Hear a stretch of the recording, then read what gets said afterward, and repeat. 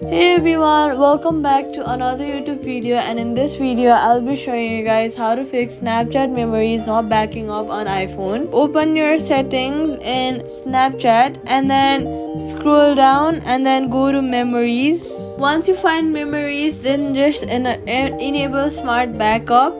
Next, go ahead and connect to a stronger Wi-Fi. Now if your Wi-Fi isn't working, go ahead and switch to mobile data instead to rule out network issues. Then go to your settings app and then clear cache for Snapchat if the other methods do not work. Go ahead and open your settings app, search for iPhone storage, scroll down and click on Snapchat and then offload app. This will free up storage used by the app, but it keeps documents and data. Reinstalling the app will place back your data if the app is still available for download. And if this also does not work, go to your app store, search for Snapchat and make sure to update your app to the latest version.